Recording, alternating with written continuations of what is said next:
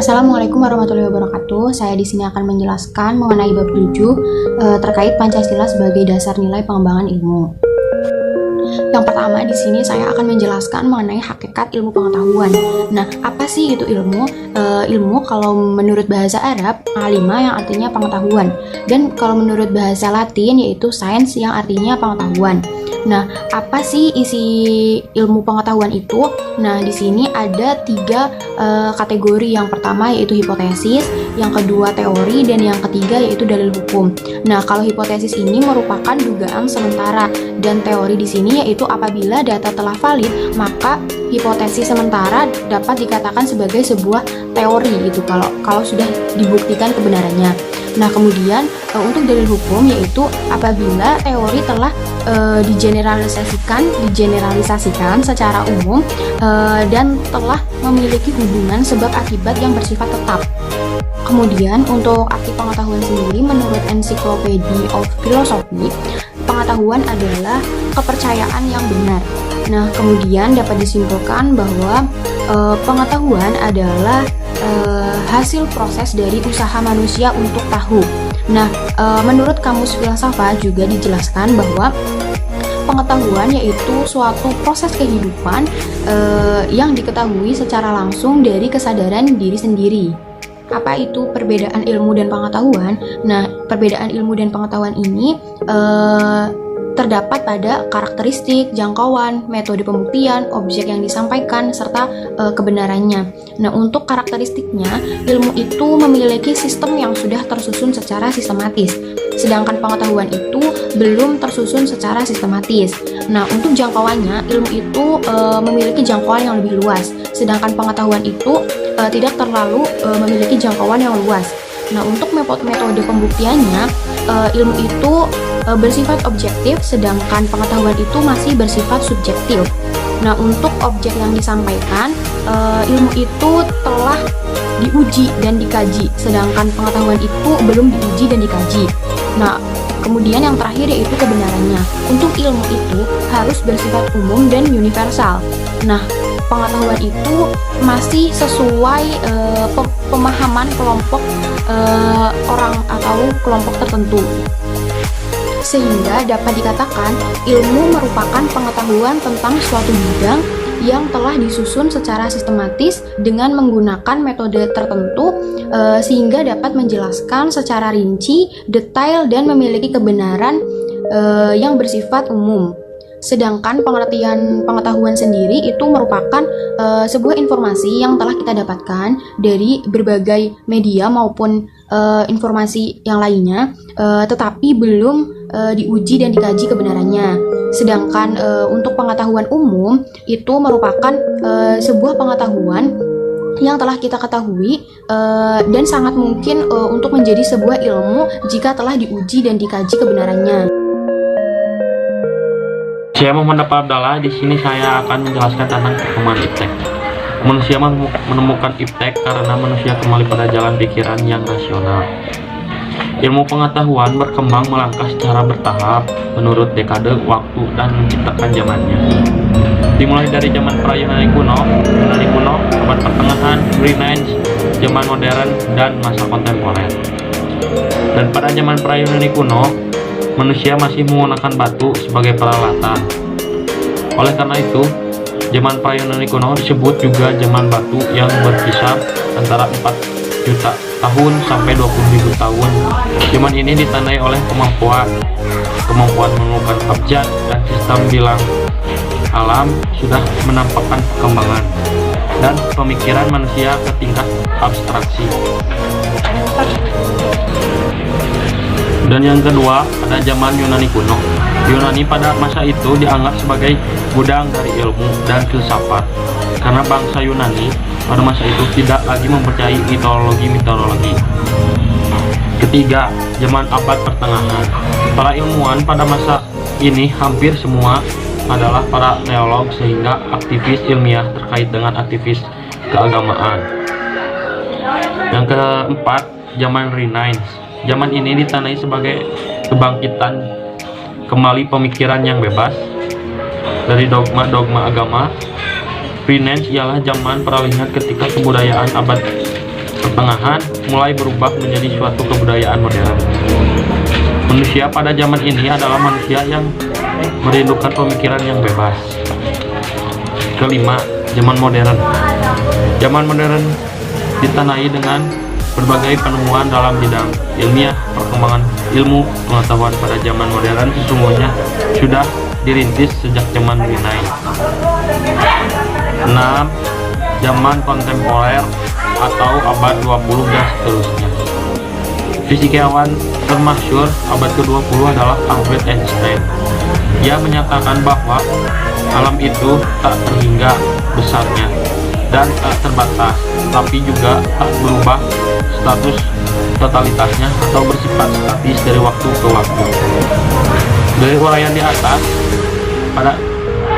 dapat disimpulkan bahwa perkembangan iptek yang saat ini terjadi berawal dari dunia barat dan mengakhiri masa kegelapan The Dark Age. Setelah ilmu pengetahuan yang terus berkembang, puncak dari pemikiran manusia yang disebut modern itu yakni lahirnya revolusi industri. Poin B dari perkembangan iptek: Pancasila sebagai dasar pengembangan ilmu pengetahuan dan teknologi. Iptek sebagai dasar pembangunan dan sebagai salah satu bidang pembangunan yang sejajar dengan bidang pembangunan lainnya. Berapa pentingnya iptek bagi kehidupan bangsa dan negara kita, terutama dalam menjamin kesinambungan pembangunan nasional. Nilai-nilai Pancasila sebagai pengembangan ilmu pengetahuan dan teknologi dan terkandung dari setiap sila-sila Pancasila sebagai berikut. 1. Nilai ketuhanan sebagai dasar pengembangan ilmu. Sila pertama, ketuhanan yang Maha Esa. Sila ini memberikan dasar bahwa iptek dan hanya memikirkan apa yang ditemukan, apa yang dibuktikan dan yang diciptakan. 2. Nilai kemanusiaan sebagai dasar pengembangan ilmu. Kemanusiaan yang adil dan beradab. Sila ini memberikan dasar moralis bahwa manusia dalam perkembangan iptek haruslah dengan cara-cara yang beradab, harus berdasarkan pada hakikat, tujuan, dan demi kesejahteraan umat manusia. 3. Nilai persatuan sebagai dasar pengembangan ilmu. Sila ketiga, Persatuan Indonesia. Sila ini mendasari bahwa iptek hendaknya dapat menemukan rasa nasionalisme. Keempat, nilai kerakyatan sebagai dasar pembangunan ilmu. Sila keempat, kerakyatan yang dipimpin oleh hikmat kebijaksanaan dalam permusyawaratan perwakilan. Sila ini mendasarkan bahwa iptek haruslah bersifat demokratis. Dan yang kelima, nilai keadilan sebagai dasar pembangunan ilmu. Sila kelima, keadilan sosial bagi seluruh rakyat Indonesia. Sila ini sebagai dasar pengembangan iptek dalam menjaga keseimbangan dan keadilan dalam kehidupan manusia. Urgensi Pancasila sebagai dasar pembangunan iptek. Kemudian iptek tidak selalu memberikan dampak positif bagi proses kemandirian dan sikap menghargai hasil.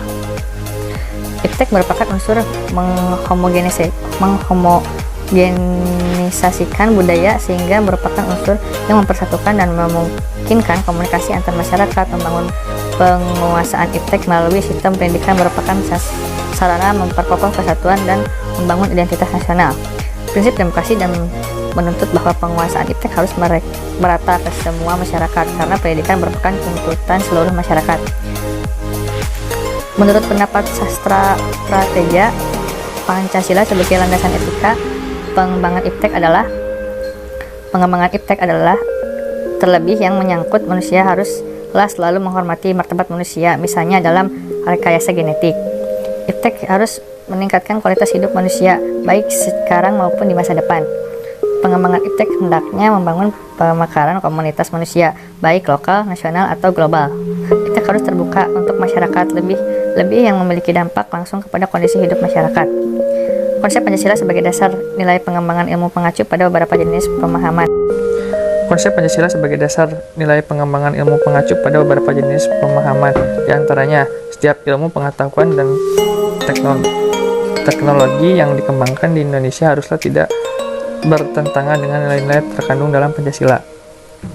Produktivitas dalam negeri bahkan tidak jarang karena kemajuan tersebut. Generasi muda kita mulai kehilangan spirit dalam mempertahankan nilai-nilai budaya bangsa yang sudah tertanam sejak dahulu. Apakah ilmu itu bebas nilai atau tidak? Menurut Surajio, paling tidak ada 3 faktor sebagai indikator bahwa ilmu pengetahuan itu bebas nilai, yaitu ilmu harus bebas dari pengandaian-pengandaiannya, yakni bebas dari pengaruh eksternal seperti politis, ideologi, agama, budaya, dan unsur kemasyarakatan. Perlunya kebebasan usaha ilmiah agar otonomi ilmu pengetahuan terjamin. Penelitian ilmiah tidak luput dari pertimbangan etis yang sering dituding menghambat kemajuan ilmu. Namun, menurut sastra Peja, setiap ideologi negara harus mampu kedudukan Pancasila sebagai landasan kebijakan pengembangan iptek, diantaranya adalah pengembangan ilmu pengetahuan harus menghormati keyakinan religius masyarakat, karena dapat saja penemuan ilmu yang tidak sejalan dengan keyakinan religius tetapi tidak harus dipertentangkan karena keduanya mempunyai logika sendiri. Hubungan antara Pancasila dan kesehatan masyarakat adalah berdasarkan isinya dari sila pertama Pancasila yang mengatakan bahwa ketuhanan yang Maha Esa mengandung artian yang sangat luas karena hal yang dibahas dalam kaitannya dengan kesehatan masyarakat, maka penulisnya memberi definisi sebagai berikut. Dalam pelaksanaannya, ketuhanan yang Maha Esa tidak boleh menyimpang dan dalam ajaran Islam. Pesan selama pembelajaran Pancasila ini, saya bisa mengetahui tentang nilai-nilai sila yang kita sadari dan yang kita tidak sadari dalam beberapa filosofi dari sila tersebut. Kesan-kesan saya selama mengikuti perkuliahan Pancasila ini sangat bermanfaat, terlebih lagi dengan mempelajari nilai-nilai yang terkandung dalam Pancasila, kita dapat menggunakan itu sebagai pedoman kita untuk berperilaku dalam kehidupan sehari-hari. Kesan dalam pembelajaran Pancasila ini, saya cukup senang dan penjelasan Bapak cukup informatif.